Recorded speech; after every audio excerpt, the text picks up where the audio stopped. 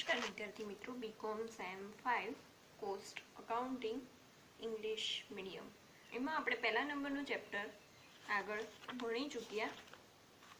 એમાં આપણે ફર્સ્ટ જોયું introduction, procedure of ascertaining process cost, difference between process costing and job costing, features of process costing, elements of cost of each process loss and wastage, normal loss, abnormal gain એ જોયું. એમાં આપણે સમ પણ કર્યા અલગ અલગ રીતના. હવે આપણે પ્રોસેસ નંબર 2 નામનું ચેપ્ટર ચાલુ કરીએ. માં તો ફર્સ્ટ પ્રોસેસ કોસ્ટિંગની વ્યાખ્યા જોઈ લઈએ. The costing method applicable where goods or services result from a sequence of continuous or repetitive operations or process. Costs are average of the unit produced during the period. यानी પ્રોસેસની વ્યાખ્યા જે આપણે પહેલા નંબરના ચેપ્ટરમાં જોઈ હતી સેમ એવી જ છે. એટલે કે જ્યાં માલ કે સેવા કોઈ સતત પ્રક્રિયાની શ્રેણીમાંથી પરિણમે છે અથવા તો પુનરાવર્તી કામગીરીમાંથી કે પ્રક્રિયામાંથી પરિણમે છે, અમુક મુદત દરમિયાન ઉત્પન્ન થયેલ એકમની પડતરની સરેરાશ કાઢવામાં આવે છે. એને કહેવાય છે પ્રક્રિયા પડતર. આપણે સ્ટાર્ટ કરી chapter number 2.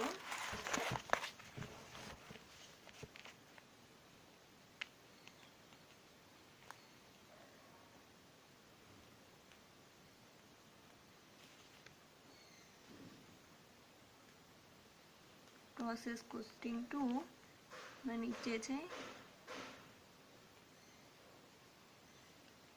Inter process profit, એટલે કે આંતર પ્રક્રિયાનો નફો છે.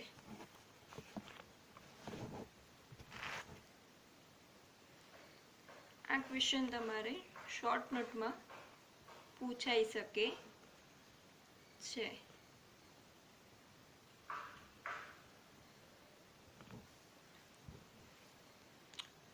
સ્ટાર્ટ કરી. Inter process profit will transferring the output of one process to the next process. એટલે કે એક પ્રક્રિયાનો તૈયાર થયેલ માલ બીજી પ્રક્રિયા લઈ જવામાં આવે છે. Any one of the following method is followed as well. એટલે કે એક પ્રક્રિયાનો તૈયાર થયેલ માલ બીજી પ્રક્રિયા ખાતે લઈ જતી વખતે તેની એક બેમાંથી ગમે તે એક કિંમતે લઈ જવાય છે. એ બંને કિંમતો કઈ છે તો એ નીચે આપેલી છે. At cost or at cost plus an agreed percentage of profit. એટલે કે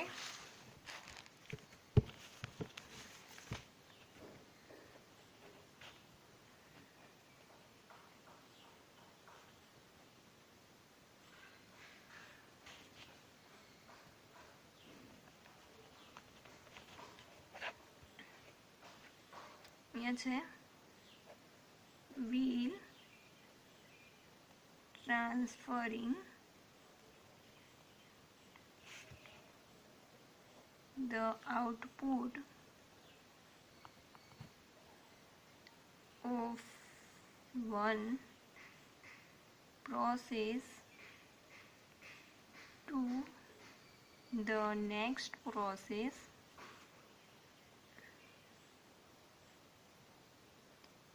any one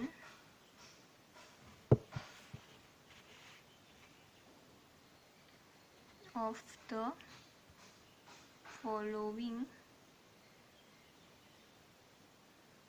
method is followed. First છે એમાં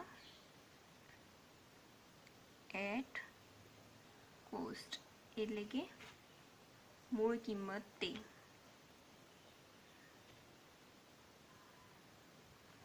સેકન્ડ નંબરમાં છે at cost plus અનગ્રીડ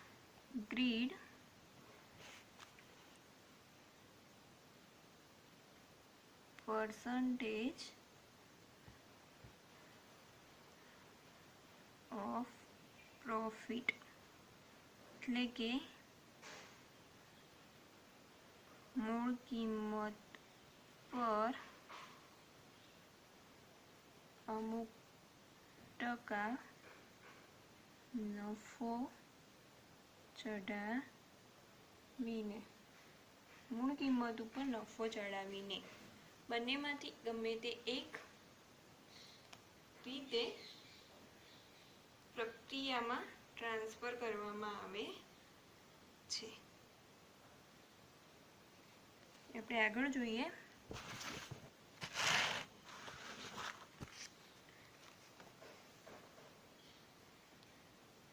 If output of one process is transferred to another process at cost,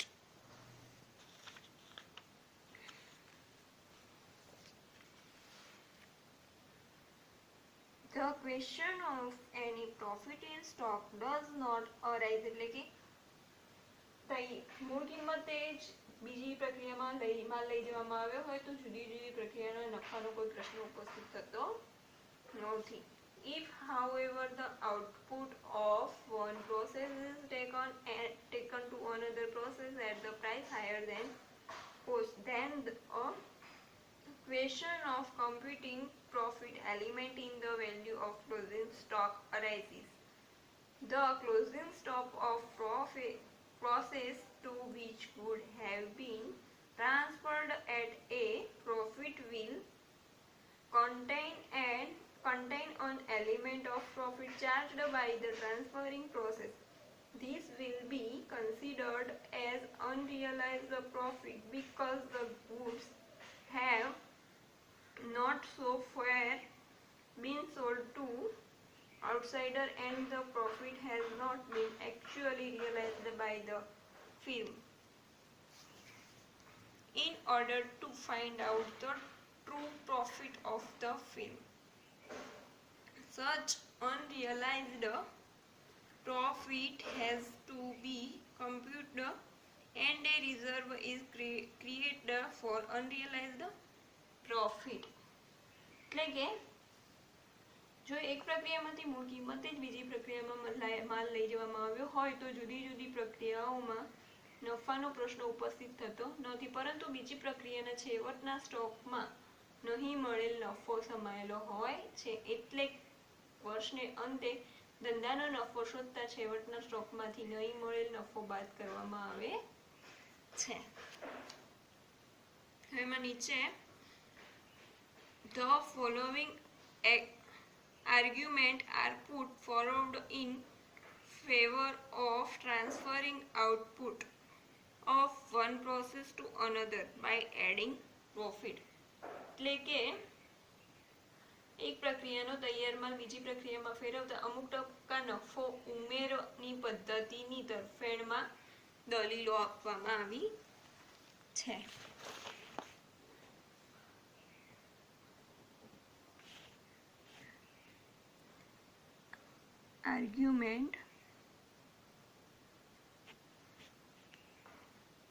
Arguments are put forward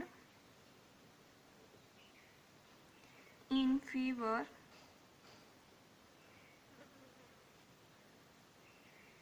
of transferring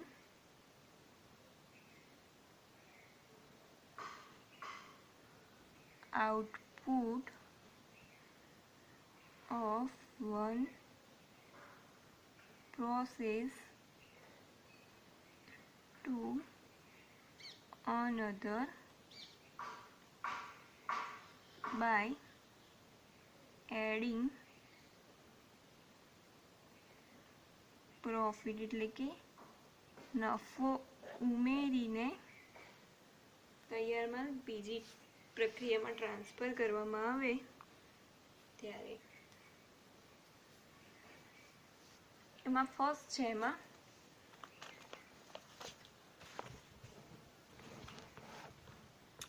it is possible to get an idea of the price which would be paid if the material were purchased from the open market.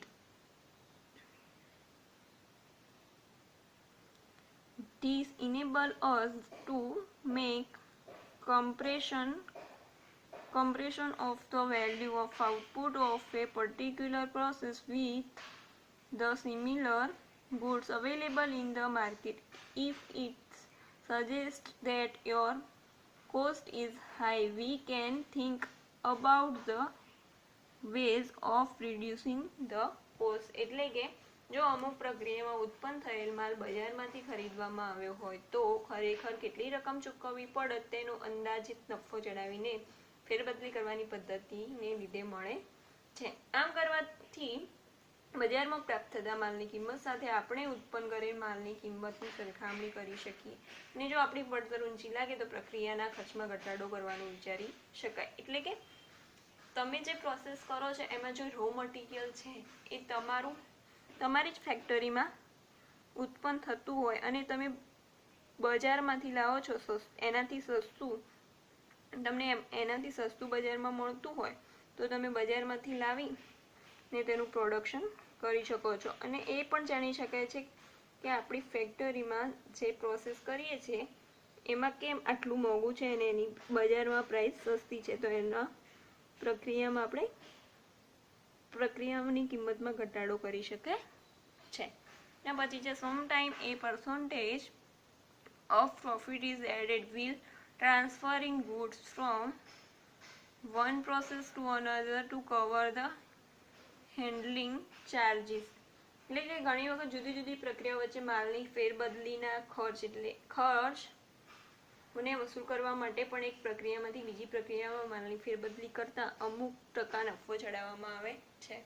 એટલે કે process 1 નો માલ process 2 માં લઈ જતી વખતે એની ઉપર handling charge લગાવવામાં આવે છે.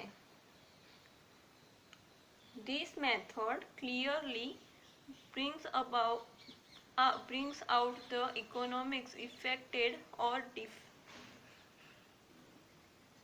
deficiencies of each process. Each process is made to stand by itself. If such profit were not added at the time of transfer, then the profit or loss made by the transferring process is not revealed in the process account and is known only in the final process account. This is particularly important in cases where there is a possibility that one process is performed more cheaply by outside firm. In that case, it is advantageous for the firm to get it done by the outside firm. એટલે કે આમ કરવાથી દરેક પ્રક્રિયાની કરકસરની રીતો ત્રુટિઓ વગેરે સ્પષ્ટ રીતે માલુમ પડે છે, કારણ કે દરેક પ્રક્રિયાને આગવું અને લક્ષાંક છે. જો આવા માલની ફેરબદલી કરતા નફો ચડાવવામાં ન આવ્યો હોય તો એક પ્રક્રિયામાં થયેલી કરકસરની અસર તે જ પ્રક્રિયામાં માલુમ પડતી નથી, પરંતુ અંતે માલુમ પડે છે. એટલે કે પ્રક્રિયામાં વધારે નફો છે તે જાણવું મુશ્કેલ પડી શકે છે, પરંતુ યોગ્ય નફો ચડાવવામાં આવ્યો હોય તો જે તે પ્રક્રિયામાં ઉત્પન્ન થયેલ માલની બજારમાં મળતા તે પ્રક્રિયાઓના માલ સાથે અલગ રીતે સરખામણી કરી શકાય છે. જો બજારમાં આવો માલ સસ્તો મળતો હોય તો ત્યાંથી ખરીદી કરીને વાપરવાનો પ્રશ્ન વિચારી શકાય છે. હવે એના પછી નેક્સ્ટ આપેલું છે However, the following are certain arguments advanced against such practice of charging profit. એટલે કે માલની ફેરબદલી કરવાની, નફો ચડાવીને માલની ફેરબદલી કરવાની પદ્ધતિની વિરુદ્ધમાં થતી દલીલો આપવામાં આવી છે. પેલું છે એમાં charging profit to another process means trading with oneself if it is possible to do so. There is no need to market the goods. It is not necessary to charge profit on the output in order to know the efficiency. Even without the practice, it is possible to ascertain the efficiency of various process. Second number છે this make the accounting complicated because the closing stock of the process to which goods have been transferred at a price in excess of cost will contain an element of unrealized profit. Similarly, the closing stock of all subsequent processes and that of finished good will also contain unrealized profit. Hence, in order to find out the true profit of the whole business, an adjustment will be made and reserve for unrealized profit must be created because the closing stock has to be shown at cost or market price, whichever is less. In stocks and cost remain constant year by year, then it would be necessary to create a provisions for unrealized profit.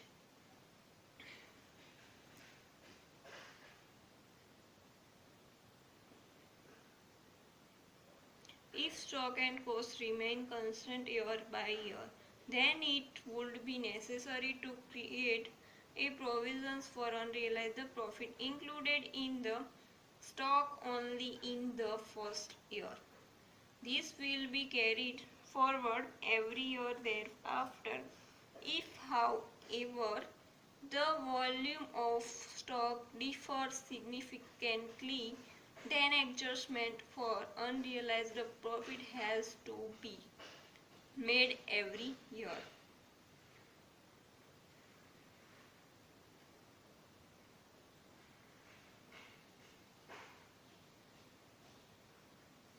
એમાં ત્રણ રીત આપેલી છે, ત્રણ આપણે જે formula કહેવાય એ આપેલી છે એ જોઈએ. 3 કોલમ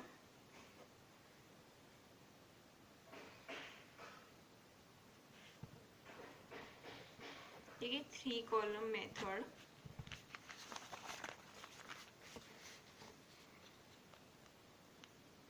ફર્સ્ટ આપ્યું છે the unrealized profit in stock calculated above can be more easily completed by the 3 column or method as follow. એટલે કે ફોર્મ આપેલો છે. હવે ફર્સ્ટ નંબરમાં છે 3 column are kept on each side of process account and finished stock account. The total amount is shown in the first column and cost is shown in the second column and the third column show the amount of profit included in total. એટલે કે અહીં દરેક પ્રક્રિયાના ખાતા તૈયાર માલના stock ખાતાની ઉધાર અને જમા બંને બાજુ 3 ખાના રાખવામાં આવે છે. ફર્સ્ટ છે પ્રથમ ખાનામાં કુલ રકમ આવે છે ટોટલ અમાઉન્ટ. સેકન્ડ બીજા ખાનામાંથી કુલ રકમના સમાયેલી પડતરની રકમ આવે છે એટલે કે કોસ્ટ. અને થર્ડ નંબરના ખાનામાં કુલ રકમમાં સમાયેલો નફો બતાવવામાં આવે છે એટલે કે પ્રોફિટ આવે, ટોટલ પ્રોફિટ બતાવવામાં આવે છે. હવે સેકન્ડ નંબરમાં છે the closing stock is shown on the debit side as a deduction from total cost instead of showing it on the credit side. એટલે કે ગણતરીમાં આખરનો સ્ટોક પ્રક્રિયા ખાતાની જમા બાજુ બતાવવાની છે. આમ તો આખરનો સ્ટોક જમા થાય, પણ જમા બતાવવાને બદલે ઉધાર બાજુ કુલ પડતરના સરવાળામાંથી બાદ કરવામાં આવે છે. એટલે અહીંયા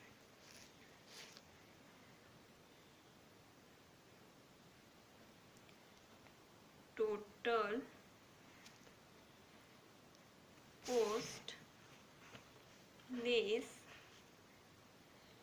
ક્લોઝિંગ સ્ટોક.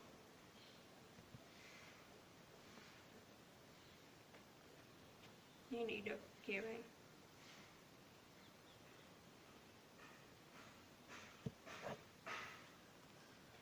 થર્ડ નંબરમાં આપેલું છે સૂત્ર અહીં the cost is shown by the following formula. કોસ્ટનું સૂત્ર છે T is equal to closing stock into cost upon total.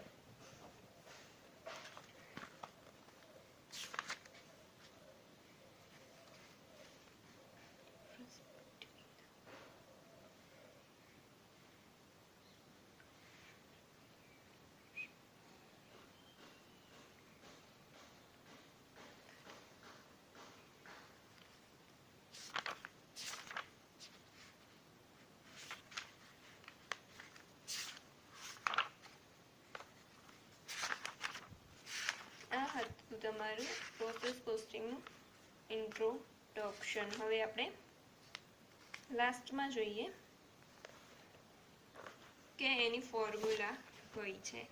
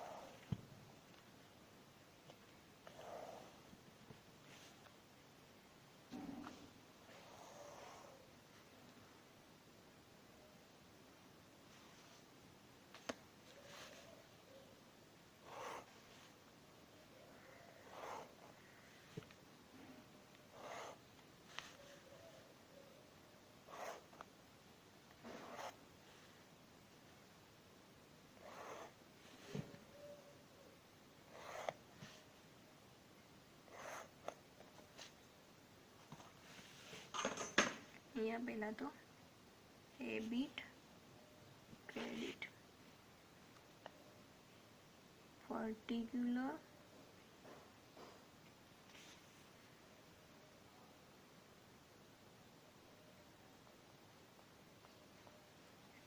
Total rupees. Second નંબરમાં છે કોસ્ટ રૂપીસ. થર્ડ નંબરમાં છે પ્રોફિટ રૂપીસમાં. Same credit side total rupees, cost rupees and profit rupees. આ હતી તમારી ફોર્મ્યુલા પ્રોસેસ કોસ્ટિંગની. હવે આપણે પ્રોસેસ નંબર 2માં સમ નેક્સ્ટ લેક્ચરમાં સ્ટાર્ટ કરીશું. Thank you.